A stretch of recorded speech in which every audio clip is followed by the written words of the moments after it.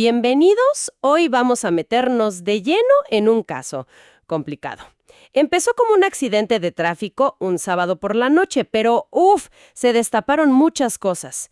Tenemos los hechos básicos. El señor Luis N. atropella a un repartidor, Carlos M. El chavo queda herido, no se puede mover, pero está consciente. Luis N. lo ve y decide irse. Luego choca otra vez, poquito después, contra un coche estacionado. Ahí lo detienen. Tenía aliento alcohólico, sí, pero ojo, no rebasaba el límite legal. Y traía un arma sin licencia en el coche. Pero espérense, que ahí no acaba. La investigación revela más. Su hijo, Diego, de 13 años, llevaba más de 3 días solo en casa, sin que le avisaran, sin suficiente comida ni nada. Y encima, su pareja, Rosa P., dice que teme que Luis N. la haya contagiado de VIH. Él le confesó, ya detenido, que sabía que era positivo desde hace años y pues tenían relaciones sin protección. Así que hoy nuestra misión es tratar de desenredar esta madeja legal. Vamos a ver qué consecuencias penales podrían tener todas estas acciones de Luis N., basándonos en el Código Penal Federal Mexicano y en lo que sabemos del caso. Hay que aclarar que, idealmente, necesitaríamos el Código Penal del estado específico, ¿no? Pero bueno, con el federal podemos avanzar bastante. La pregunta es, ¿cómo responde la ley a todo esto? Desde el accidente hasta, delitos contra la salud, la familia. Vamos a darle una buena revisada. Exactamente. Es un caso con muchísimas facetas legales. Lo que haremos será analizar cada conducta por separado, ver si encaja en algún tipo penal, en algún delito. Y para eso, claro, tocaremos temas como el dolo, la culpa, si hizo algo o si más bien dejó de hacer algo que debía, la omisión, que es clave, y también cómo la ley ve los distintos tipos de riesgo, de peligro. Lo interesante, como dices, es cómo actos que parecen no tener que ver, ¿no? El accidente, el arma, lo del hijo, lo de la pareja, pues cómo pueden estar conectados legalmente y sobre todo cómo se acumulan. Ok, pues empecemos por el principio, ¿no? El accidente. Luis N. atropella a Carlos M. El joven está ahí, tirado, herido, consciente, pero sin poderse mover. Luis N. lo ve y se va. Esa decisión, ¿qué implica legalmente? El no ayudar. Y claro, luego viene la huida, el segundo choque y que lo detengan. Justo esa conducta, la de después del atropello, es crucial. El Código Penal Federal tiene una figura muy específica para esto. No es nada más irse. Es el artículo 340. Este castiga a quien, después de atropellar a alguien, ya sea por accidente, por un descuido, incluso si fue fortuito, no le presta auxilio o no pide la ayuda necesaria, pudiendo hacerlo. O sea, los elementos son... Son claros, sí. 1. Él atropelló. 2. No ayudó ni llamó a nadie. 3. Podía hacerlo, ¿no? Estaba ahí en su coche, parece que él no se lastimó. Por eso encaja bastante bien en este delito. Podríamos llamarlo abandono de persona atropellada. Es más específico que una simple omisión de socorro general, porque él mismo causó el peligro inicial. ¿Y qué me dices de su defensa? Eso de que se asustó o que pensó que no era grave. ¿Eso cuenta para algo? Pues mira, es una reacción que alegan mucho, claro. El susto es humano. Pero la ley, en este artículo 340, es bastante directa. Impone una obligación de actuar. El pánico, podría analizarse, pero difícilmente te quita la responsabilidad legal de ayudar o por lo menos llamar a una ambulancia, ¿no? Y el hecho de que Carlos estuviera inmóvil, aunque estuviera consciente, pues subraya que necesitaba ayuda urgente.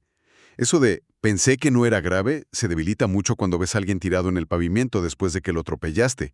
Y además, no hay que olvidar las lesiones que le causó a Carlos. Cierto, las lesiones en sí. Es otro tema. Exacto. Esas lesiones serían muy probablemente otro delito. Lesiones culposas. Nos basamos en artículos como el 288 y los que le siguen en el Código Penal Federal. Aunque se diga que el atropello fue accidental, casi siempre hay detrás una falta al deber de cuidado. Iba distraído, iba rápido, no sé. Eso es culpa, según el artículo 9. Y aquí hay un punto importante que conecta con la huida, fíjate. El artículo 61, que habla de lesiones en accidentes de tráfico, dice que normalmente las lesiones culposas se persiguen si la víctima denuncia. Ok, o sea, necesita querella. Exacto, querella. Pero hay excepciones. y una de ellas es si el conductor iba ebrio, drogado o, justamente, se abandonó a la víctima. El abandono hace que las lesiones se persigan de oficio, o sea, automáticamente por la autoridad, y además refuerza la gravedad de no haber auxiliado, lo del artículo 340. Entendido. O sea, irse no solo es un posible delito por sí mismo, sino que además complica legalmente las consecuencias del atropello inicial. Ok, cambiemos de tema. El arma. Cuando lo detienen, le encuentran una pistola o un arma de fuego sin licencia en el coche. No la usó en ese momento, no amenazó a nadie, aún así es delito. Esto como que a mucha gente le cuesta entenderlo, ¿no? Totalmente. Y sí, sí es un delito. Y uno bastante serio, de hecho. La aportación de armas está súper regulada. El Código Penal Federal, en el artículo 160, te manda a la Ley Federal de Armas de Fuego y Explosivos, pero también sanciona directamente algunas cosas. El artículo 161 dice clarito que necesitas licencia especial para pistolas o revólveres. Y lo clave viene en el artículo 162, fracción V. Ahí se establecen penas cárcel o multa, y te quitan el arma para quien porte una de estas armas sin la licencia. ¿Pero por qué? Si no hizo nada con ella en ese momento. Ah, esa es la clave. Este es un ejemplo perfecto de lo que llamamos un delito de peligro abstracto o presunto. ¿Peligro abstracto? ¿Qué es eso exactamente? Suena abstracto. Pues sí, un poco. Significa que la ley no se espera a que pase algo malo, a que uses el arma o amenaces a alguien. El simple hecho de traerla contigo sin permiso ya se considera un riesgo que la sociedad no debe aceptar. La ley presume el peligro, por así decirlo. Es como si dijera, mira, no nos vamos a esperar a que esta arma cause un problema. Que la tenga sin control legal ya es el problema. Se castiga el riesgo potencial, la posibilidad de que algo pase. ¡Qué interesante! Castigar el riesgo antes de que se haga realidad. Bueno, pasemos a otro de los hallazgos. El hijo, Diego, 13 años, solo en casa. Más de 3 días, sin que le avisaran, sin comida suficiente. Esto suena horrible. ¿La ley cómo ve esto? Es abandono. Es muy probable que sí se configura un delito de abandono. El Código Penal Federal tiene artículos específicos para proteger a la familia. Está el artículo 335, que castiga a quien abandona a un niño que no puede cuidarse solo cuando tiene la obligación de cuidarlo. Ahora, uno podría decir, bueno, 13 años ya no es un bebé. Claro. Pero dejarlo solo más de 3 días, sin supervisión, sin recursos. Habría que ver bien su madurez, su capacidad real para estar solo tanto tiempo y en esas condiciones. Podría encajar. Pero quizás que aplica más directo es el artículo 336. Este sanciona a quien, sin un motivo justificado, abandona a sus hijos sin dejarles recursos para sus necesidades básicas, para subsistir.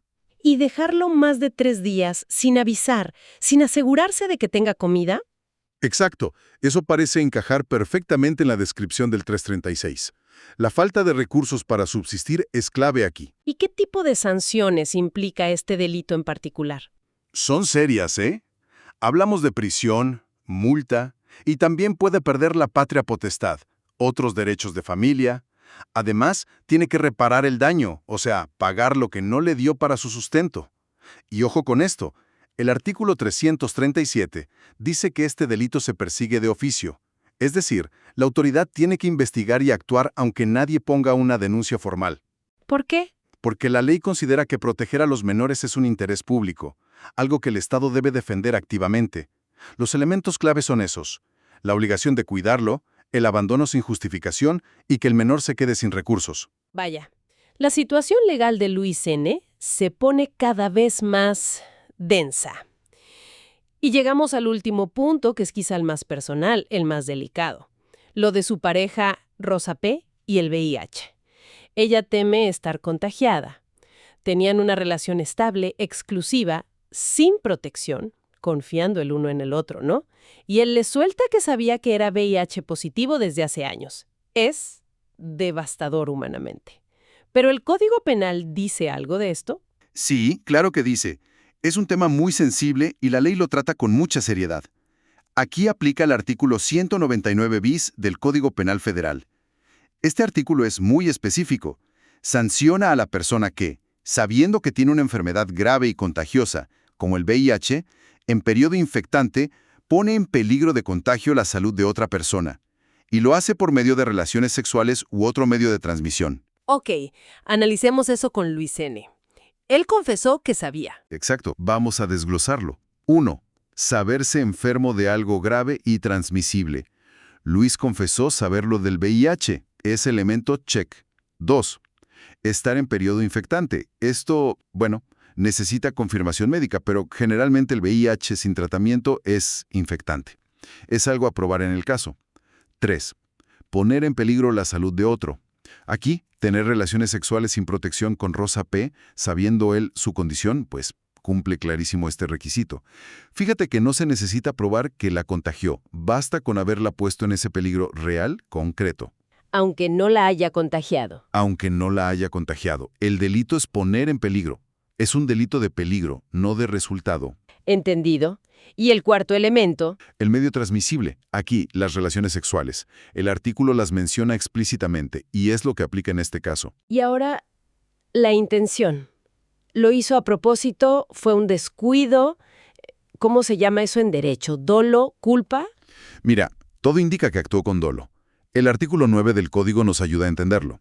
Actúa con dolo quien conoce los elementos del delito, sabía que tenía VIH, sabía que se transmite sexualmente, sabía que no usaban protección y aún así quiere o acepta llevar a cabo la conducta que describe la ley, poner en peligro a Rosa.